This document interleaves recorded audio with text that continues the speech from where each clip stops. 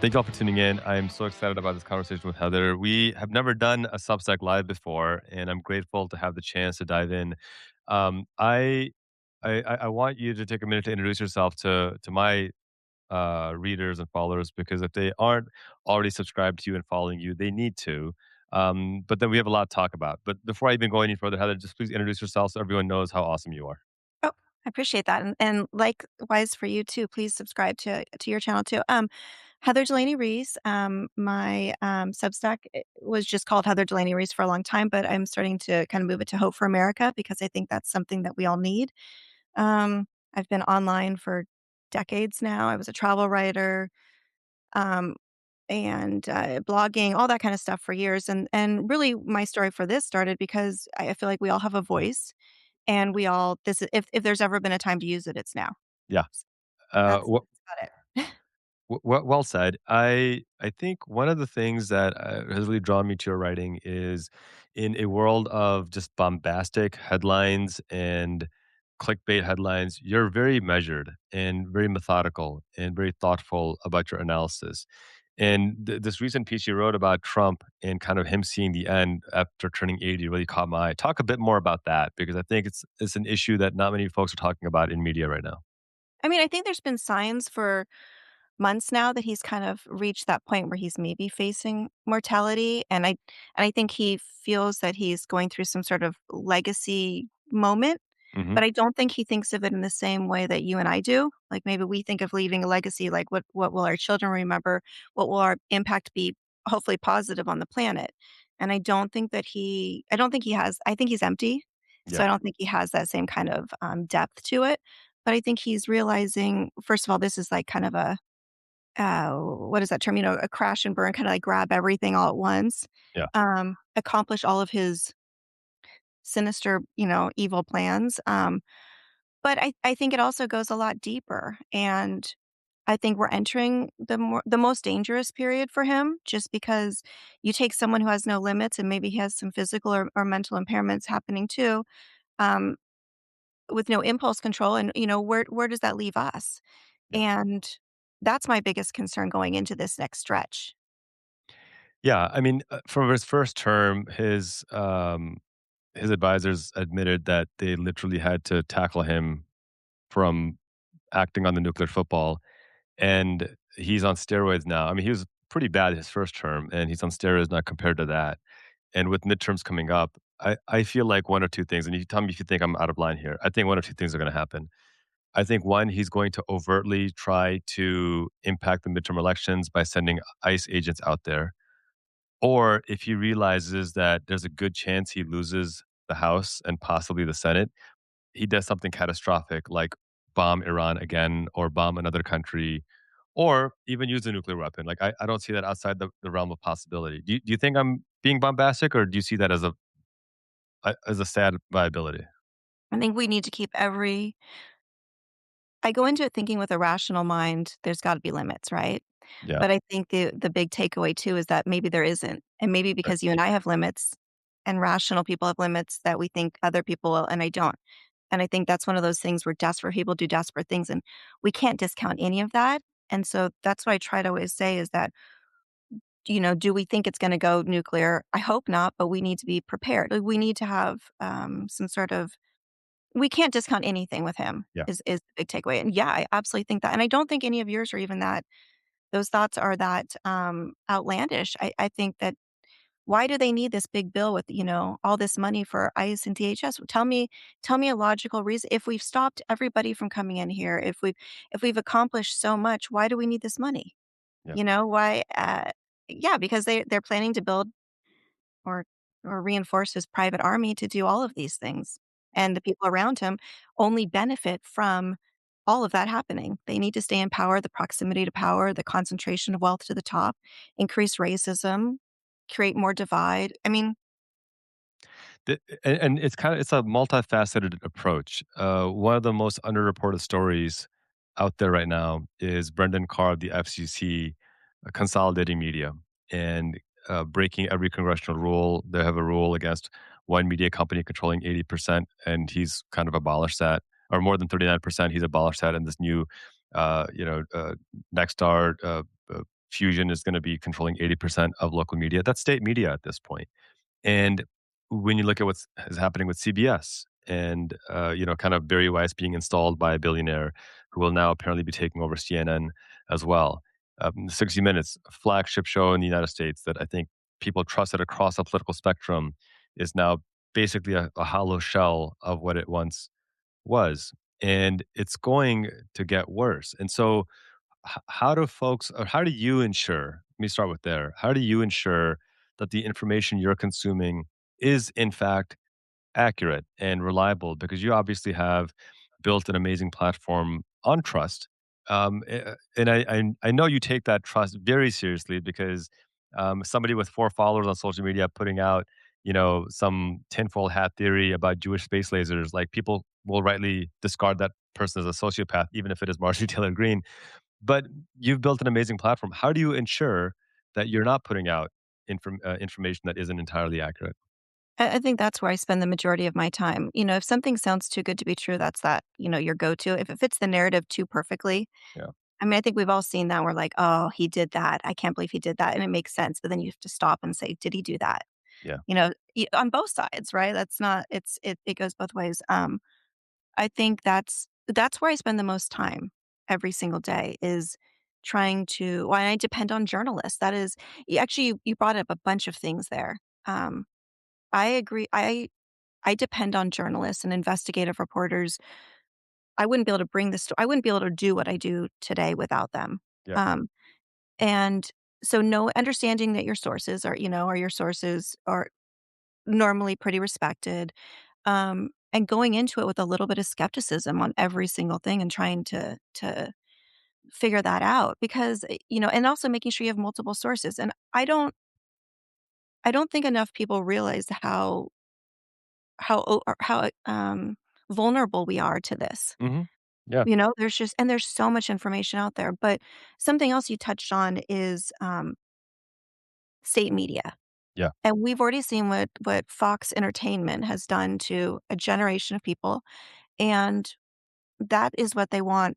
If you consolidate these people then or consolidate the media, then you have less that you need to control. yeah.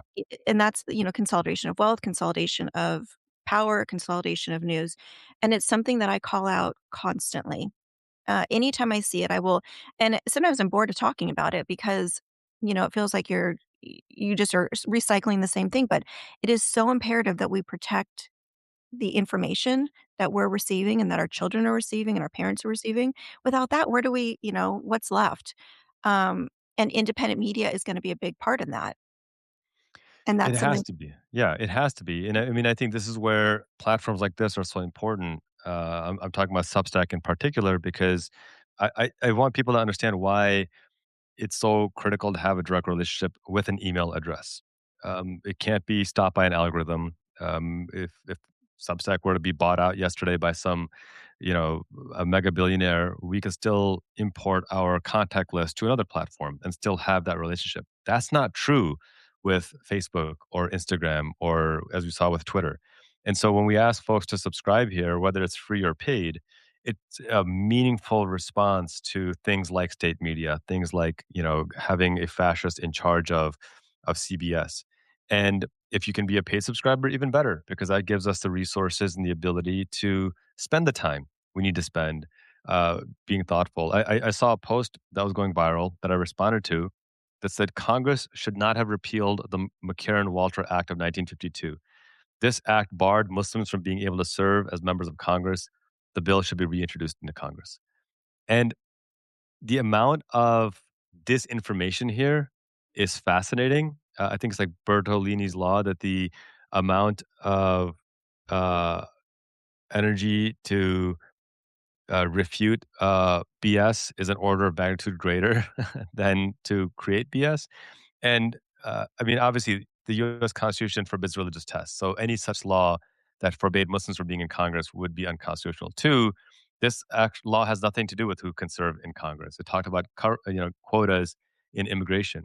Three, this law is actually still intact. It's been amended by the 1965 Immigration Act to remove quotas on non-white communities. But this is the alternate reality that they live in. And so all this context to bring up the question, how do you write for a country where at least 30% is just living in an alternate reality and just fabricating things that don't exist to make this imaginary enemy? Right, and really the typical person that would see that would not even go deeper than Muslims must be bad, Yeah, because that's the whole takeaway, yeah, right? Like, that's it. they and I wonder how many people have actually had Muslims in their life in a significant manner, Yeah. because if you would instantly be like, "Well, that's racist," but that's not what someone's gonna do. It's those subliminal things that are the most dangerous. Um, and I think you just have to keep pushing back, and it's I mean, this has always been something that our country has had to deal with, right? Yeah. And so it's gonna take, I thought I thought my generation was going to end racism. I truly did. I remember being in middle school and thinking like, "Oh, this is an old people thing," right? Yeah. And we're better, and then to see it cycle through again, or I shouldn't say cycle through, but ramp back up again Mhm. is,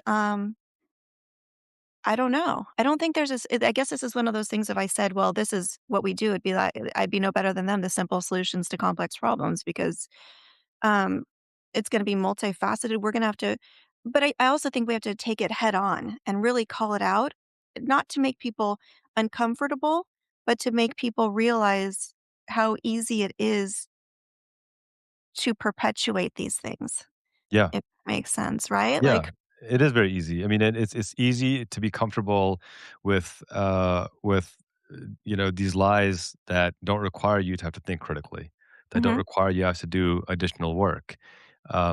And if you guys are just tuning in, speaking with the brilliant Heather Delaney Reese on just kind of the state of our media ecosystem, you're in San Diego where this horrific shooting just happened at the Islamic Center of San Diego. Um, have some thoughts on that, but what's kind of been the fallout? I know the mayor got grilled, rightfully so, pretty aggressively. Has there been any movement in his positions, or kind of just what's happening on the ground? I guess locally is the question. I mean, like, I hate saying this, but it disappeared. The story disappeared. After a few Yeah, days, it disappeared. yeah, And, San Diego's a pretty accepting not accepting, that's a weird word to say, but, like, a very, it's we have people of all different everything here, sure, We don't I mean, obviously, the racism exists everywhere, but for the most part, I walk down the street and I see people of everything here, and it's not really an issue, but we also had that synagogue shooting years back, that's right. um, and I think that that shows that a lot of us can go about our everyday world and have our neighbor be anything and think everything's fine and it's still brewing underneath, right? And also we're so accustomed just in the way that our country is right now that I mean a horrific thing like that can happen and then weeks later it's just I'm not even weeks later, it's probably a week or so. And it's just like, "Oh yeah, that was really sad." Yeah, yeah. I And mean, the extent what of do it. we do with that?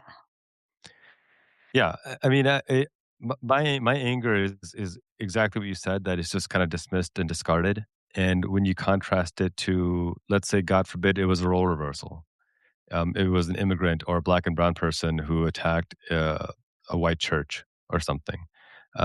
It would be front page headline news across corporate media, across the president, and be used to demonize even more people. And this is not hyperbole. I mean, the Laken Riley Act exists because one undocumented immigrant committed one horrific crime.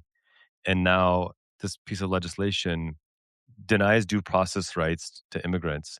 It is a complete violation of our Constitution, but there's no political will to overturn it. And it's not just Republicans. There were plenty of Democrats who voted for this thing as well. And now you have tens of millions of people, if not hundreds of millions of people, whose safety is being jeopardized because we have allowed something like the Lake and Riley Act to become law. It doesn't make us safer. If the focus is on stopping violent crime, immigrants and undocumented immigrants have always had a lower crime rate than US citizens. Yep. Statistically speaking, I mean, Northwestern Mhm. University did a phenomenal study on this, looking at the last 150 years since the Civil War. And they didn't find a single year, not one, where immigrants or undocumented immigrants had higher violent crime rates or any kind of crime rate than US citizens. So, statistically speaking, the more immigrants and undocumented immigrants you have in your neighborhood, the safer your neighborhood is, just factually speaking. But the legislation passed is targeting undocumented immigrants. And that's why none of us are safer as a result. And then you talk I wanna go back to another point you made, Heather, about, when you were, a teenager or younger, you thought that, "Hey, maybe we're turning the page and kinda moving forward." Today, we're recording this on June 16th, and today is the 78-year anniversary. I'm sorry, the 82-year anniversary of the execution of George Stinney Jr. This was a 14-year-old black child, Yes. in South Carolina, merely accused of a crime. There was no evidence. There was no witness, no testimony. His parents weren't allowed to see him. His lawyer wasn't allowed to see him. An all-white jury took 10 minutes to convict him, and for 81 days, he sat in prison, and then they executed him. And it wasn't until 2014 that he was posthumously pardoned. And the part that always gets me about this story is that, one, none of the people who convicted and murdered him ever faced any accountability. Not the police, not the prosecutors, not the jury, not the judge, not the media, no one. And two, the fact that we still have stories like Tamir Rice, like Ahmaud Arbery, like George Floyd, like Breonna Taylor, like Ayanna Jones, like Sandra Bland, and the list just goes on and on.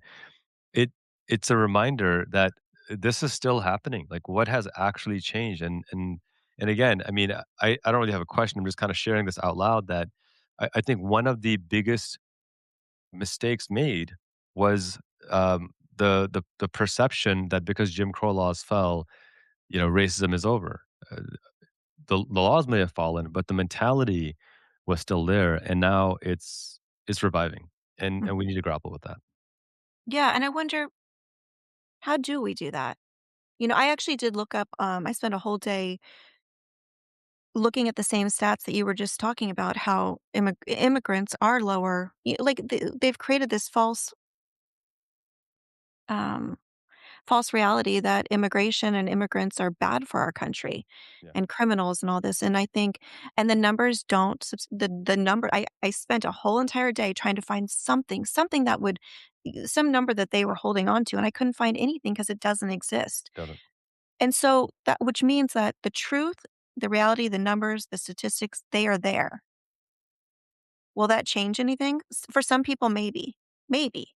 But the majority of people, it won't, because I think a lot of people in this country are desperate. And the one thing that gives them safety, or the feeling of safety, is the color of their skin. Yeah, And so how do we make people care about other people and realize that the safety that they're feeling doesn't actually exist? It's one of those things, like right now with Trump and his enablers. He's A lot of MAGA think that, or even MAGA doesn't even matter, Trump loyalists at this point yeah, think that there's safety by being near him, and he wouldn't even shake their hand. yep, And so how do we make people realize that their false sense of security, their identity as part of a racist group, I'm joining a bunch of different things yeah, together. yeah. How do we break that down? Is it conversations like this? I don't know, because I think yes, but also I would imagine most of the people watching us are also, um, Yeah. you I know, yeah, I see where you're going, and I completely agree. I mean, Paul Mooney has a great quote about the complexion for protection, and it's something I think about often, and we see that with, the Southern strategy, which was designed to convince poor whites that, "Hey, at least you're not black or brown, and therefore you're somehow better." Mhm. There was actually a significant interracial solidarity in the early days of the American colonial experiment. And when the wealthy white elites realized that, hey, if we don't figure something out, the poor whites and the poor blacks are going to join together and they're going to overthrow us. So that's kind of where this concept of race began to become the defining characteristics of this country and has perpetuated ever since then. And I think that until and unless there is a reckoning, a Truth and Reconciliation Commission, like there was after the Holocaust in Germany, or like is ongoing in apartheid, post-apartheid South Africa, you're not going to have meaningful progress. Um, Reparations, and restitution is a big thing. And some great scholars like Professor Tani Sikos has written about this extensively. That even if you don't want to talk about reparations for the 300 years of slavery, let's talk about reparations for the FHA loans that were given to white people but not to black people in the 1940s, 50s, and 60s. Let's talk about the GI Bill afforded to white soldiers but not to black soldiers when they came back from World War II, and the generational wealth that's been caused by then. Let's talk about the fact that white majority schools get 20 billion more in funding a year than black and Latino majority schools. And so for me, a lot of this problem can be solved by literally writing a check. Let's write. Some people are like, well, money doesn't solve everything. Well, it doesn't need to. It can solve enough things, though.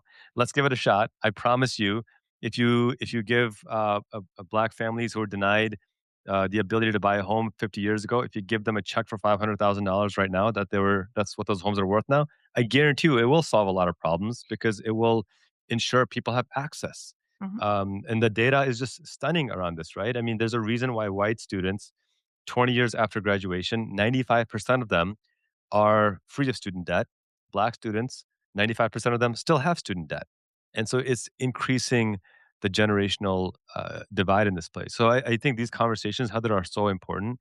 I also think we need to elect people to public office who aren't going to fight for the status quo or who aren't going to say, well, we need to return back to, pre-Trump. Um, Returning back to pre-Trump got us Trump, and I'll close my rant with this. I Yeah. think one conversation most people aren't ready to have is whatever you think of Obama and Biden, their 8 years in office led us to Trump, and that's painful for a lot of folks to understand, but that's the reality. Whatever they did led us to Trump. And so going back to that is going to lead us to another future Trump as well. We need to do better than that. We need to go further than that and actually address the economic injustices, actually address the racist injustices. Otherwise, it's just a hamster wheel and we're all torturing ourselves. Yeah, I was hoping you were gonna say a lot of that because I think that's exactly it. I guess my thing is enough talk, it's time for action. I mean, we should still be talking, but Sure. at this point, we need to be doing stuff. We need to be doing throwing everything at it Yeah. because really the a lot of everything we're dealing with right now is just it comes down to racism. And if we can at least start tackling that, what you said too after the Holocaust, I think that is so important because in our country, we've just kind of brushed it aside. I talk about these all the time, going through Europe and you see these gold plates and it talks about where people were even not Jewish people were kidnapped if they tried to protect the Jewish people and stuff. And our country is lacking. We have to go backwards before we can go forwards, and we need to talk about the history that I was taught as a child is not the history of what really happened Yeah. during slavery or during the internment camps and all these other things. And we have to go backwards before we can go forwards is the only way that we do this, and I do think it's gonna come to a head, and I think it has to. I think all of this is going to. Like, we're building up to something where none of us are free and until all of us are free. Yeah. Yeah, exactly right. And I mean, I think we're seeing. I mean, someone in the comments mentioned Zohran Mamdani, but I think he's an example of if a politician wanted to get something done, he would or she would. I mean, he's what he's accomplished in the last, what, 4 months, 5 months is more than what most politicians accomplish in 5 years, and he's done it without having to compromise his values. One of the things that he said, on his I was in New York City, I was invited to the inauguration. It was freezing cold outside, but we were all sitting out there, and what he made a remark that has stuck with me that I've just really appreciated. He said that, after we won, I was told to temper expectations, to kind of meet people in a place of moderation. And I'm here to tell you that far from tempering expectations, we are doubling down and demanding that you hold us accountable to what we've promised. And that to me was such an extraordinary statement of courage and integrity that I'm not gonna. This is not you know, what's it called when you get advertised one thing and sold something else. I can't. There's a Bait phrase and for it. switch, yeah. Yeah, this is not a bait and Mhm, switch, right? mhm. This is what you see is what I'm actually still going to be doubling down on, and he's done that. right? Everything from the childcare to taxing the wealthy to the city-owned grocery stores to finding the corrupt landlords to getting Uber to hire back thousands of people that they wrongfully terminated to getting those fines paid by. I mean, it's just the first 5 months for God's sake. I'm so excited to see where it's going to go in the future. And as I talk to politicians running for office across the country, whether it's Malat Kiros in Colorado, Salam Bati in Virginia, Graham Plattner in Maine, Abdul Al Sayed in Michigan, all places where we're told that these unapologetic policies of progressivism, whatever that means anymore, aren't going to work. They're all crushing it, Mhm. and they're crushing it because they're getting away from the left versus right divide, and they're focusing on the fact that we have 1 in 6 Americans who are food insecure and a trillionaire at the same time. And that is immoral and outrageous. And that's where I really appreciate when I get emails from folks who identify as conservative and say, hey, we may not agree on everything from a moral perspective, but I appreciate the fact that you are fighting for working people. I don't know if you get emails like that, but that's one thing that I'm getting more and more of, and I genuinely appreciate those. Yeah, definitely, and I think that, the magic of him is that he didn't go into this to become, his ambitions were to better his city. And and people say, "Oh, no, we need people that are yeah, like, more middle ground." No, we don't. It doesn't Yeah, work. it doesn't. He went in he came up with this plan, and he acknowledged that, he's still kinda learning, he's gonna get in there and do but this was his plan, and he did it. And there's a lot of respect for someone who just says that the other way wasn't working, we're gonna do this, and I'm going to do it, and I don't care. And he played Trump like a was it a fiddle? Is that Yes. the I Yes. I I appreciated that too. It was just, I'm really interested to see how he keeps going because I think he's going to do big things, and I think he's inspiring a new generation of people who don't have to settle, and he's proven to you're right, to the people running today what people really want. Yeah. They want a better life, they want their basic needs met, they don't wanna struggle, and they want someone that, even if you don't agree 100%, he is doing what he said he's going to do. Yeah, and he's leveraging his power. He's speaking from the bully pulpit, right? He's not, in the Democratic Party, for example, there's this kind of open rule that hey, we're not going to support anyone who challenges a Democratic establishment candidate. We're not going to allow any primaries to happen, and it pisses me off because on one hand they'll be like, no king's protest. This is not nobility, and everyone has to fight and get elected. But then a second you challenge an incumbent, no, no, no, we can't allow that to happen. Absolutely not. Don't you dare challenge an incumbent. It's his right to be there. Don't you dare. And Mamdani's like, the hell with that. I'm going to support Brad Lander over Dan Goldman because Brad Lander is the better candidate. I'm going to support Claire Valdez over her opponent because she is the better candidate. And I think we can't, in good faith, call out MAGAs for being in a cult and then ourselves say, well, we can't challenge the status quo because that's just wrong. I'm sorry, that's just a blue cult and it's not going to solve the problem. Sure, it's not the overt fascism of Trumpism, but it doesn't need to be. The principle is the same. If we're not focused on electing the best person and instead only focus on electing whoever the incumbent is, well, then what the hell?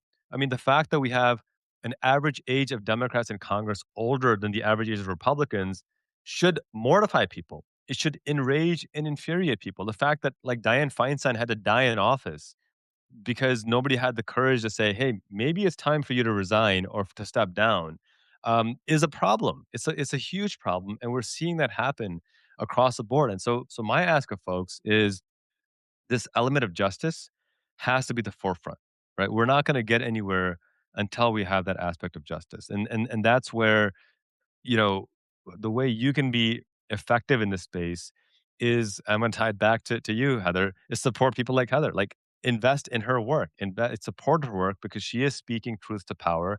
It's not easy to do. It's an immense mental burden and physical burden to be able to navigate through all this, especially. And I mean, this is one of my most stressful moments before I hit publish on anything. I'm like, I fact checked everything 11 times and I hope that I got it because every now and then, like the stinking feeling I get when someone says, "Hey, you messed up this fact," it's a horrible feeling because I'm like, "Shoot, I betrayed somebody inadvertently." But it is a horrible feeling. But that's I think the accountability that we need to have over each other. 100%. I've done it too. I've Yeah. 'cause I'm writing till midnight, and Yes. one time I misidentified, in my brain, they were a Democrat, whatever, and I said they were Republican. Oof. Yeah. Oh my gosh, and I woke up just realized, that sinking feeling when you see it, you're like, "No, I couldn't do," because, like, No. talk about insulting too. I wanna and I do this, I try to do this often. I appreciate everyone that supports me, and the paid you're right, paid subscriptions are what make it so that we can do all of this, right? That we can film more, we can do more, all this kind of stuff, but I always say, like, think beyond me because it's people like you, um, you come from a background too that is I feel bad for you right now as your specialty in law. I mean, this is, Human rights and law, maybe yeah. you tell her, you know what I mean? Like, I'm sorry. I don't even, I you wake up every day and you probably just like, kicking a wall because, I can't imagine. But if you wouldn't take a second and I'll be sharing this with my readers too. So if I'd love for them to know your background as well, and please, support other people too beyond me. I appreciate the support, but this is something I feel so strongly about, and I call out all the time because we need to have as many of us in this fight that nobody can buy, that nobody can, sway what we're saying, and we need the resources to make sure that we survive the next. I tell myself the next couple of years, but I doubt that I don't see myself leaving anytime soon. But so please tell my readers a little about you and why I'm Yeah. saying what I'm saying. Thank you for that, Heather. No, I just want to just comment on one thing. As a human rights lawyer, you're right. That's a constant anguish, and it's this constant struggle of what critical story can I elevate today, right? Because I can't come out and be like, "Here's the 18 different things you have to care about." Like I have to pick and choose, and it's tough. And like right now, I'm planning a trip to Syria to provide hearing aids to children whose hearing suffered as a result of the U.S. bombs that we dropped on Syria. And while we can't change the past, hopefully this is one small step we can take to change the future. And by the way, we've already raised over $20,000 for it, so it's a pretty exciting endeavor. It feels good. But no, to Heather's readers and listeners and viewers, my name is Qasim Rashid. I'm an immigrant. I'm an American. I'm a human rights lawyer. I've worked in this space for nearly 2 decades, supporting survivors of domestic and sexual violence, working with asylees and refugees, working in civil rights law. And my passion exists on this element of justice, where we can celebrate secular governance, separation of religion and state, where people can feel free to believe or not believe as they wish without government oppression. Uh, freedom of conscience and economic justice are kind of my core principles of everything. That if we can guarantee these two things, everything else will fall into place. But if we don't have these two basic things, then nothing else really falls into place. So my advocacy focuses on that. I have no paywall. I will never have a paywall because one, I think human rights law needs to be more accessible, not less accessible. But two, could you imagine me saying like, Heather, your rights are under threat, and for $5, I'll tell you how to fix it. Like that just doesn't work at all. And as a result, our platform has grown authentically and organically and sincerely because hundreds of thousands of people who genuinely care about this stuff invest. And so grateful to those who are able to invest as a paid subscriber. Uh, just as much love to those who are able to just join as a subscriber and share our content. And Heather, hopefully this will be the first of many conversations where we have talking about these issues. Yeah, I tell my readers really quick, we actually met because we were locked into a building for a few That's right. hours. That's right. That's right. Yeah, at the Substack event, we were together at the kind of the counter event to the White House Correspondents' Dinner, the new media dinner, and we were on lockdown because of that alleged assassination attempt of Trump in at the White House Correspondents' Dinner. And I found out after the fact, actually a little bit later after you and I spoke, that Quentin Tarantino was outside trying to get in, and they wouldn't let him in as a result of that too. That would have been interesting. Yeah, someone said Gavin Newsom was out there as well. Yep, he was. Yeah, he Yeah, was, and I guess he just took off as a yeah, yeah. result. So hey, Well, whatever. I Everything appreciated happens for a you. reason.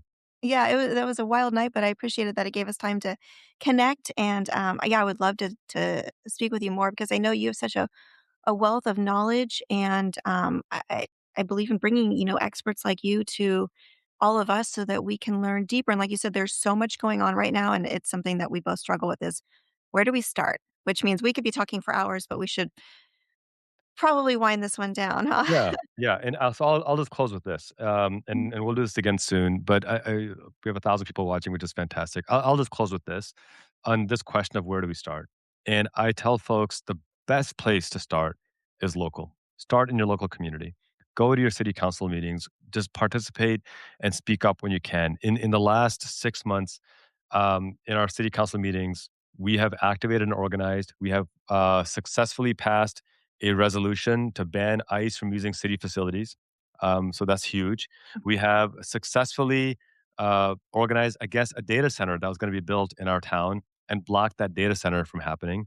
And we have passed resolutions simply celebrating diversity. And that happened because our local community activated and organized. And we've kind of drawn a line in the sand that we're not going to tolerate this. So, oftentimes we look at the national scale and we despair because there's a lot to despair about. I Mhm. will also say that don't sleep on your local the impact you can have locally because it can happen much faster than a national scale. It can happen within weeks and months. So if you want to feel better about having hope for the future, get involved locally, and I promise you will see meaningful difference, meaningful consequences. Because then what will happen is people will see you rise up, they'll rally around you, and you'll be amazed at how quickly you can bring about meaningful change. Yep, I love that, and local elections matter too. That's, Yes, I yes. always stress that one. Please So vote even in the boring, small, local things, so yeah. Well, someone mentioned in the comments Sway. It's sway.co. It's a free app where you can sign up and create a voting group where you can, tell folks who are the right people to vote for. I have one. It's got thousands of people on there, and make my recommendations. And you can make sure they're vetted. They support universal health care, abolishing ICE, ending genocide, protecting economic justice. And so, sway.co, definitely check it out. Heather, I'll let you close this out. yeah, thank you so much, that was, a great talk, and I'm looking forward to the next one because we've got a lot of work ahead of us the next 5 months. Yes. Yeah, thank you so much, and I hope all of my readers, hop on over to your Substack if they haven't already, subscribe. You bring so much to the resistance, and I can't thank you Thank enough. you. Well, thank you, Heather. You're very kind. I can't wait to do this again. Heather Delaney Reese, everybody. Make sure you check her out. Thank you all for tuning in to Let's Address This with Qasim Rashid. We will see you guys next time. Peace out. You're really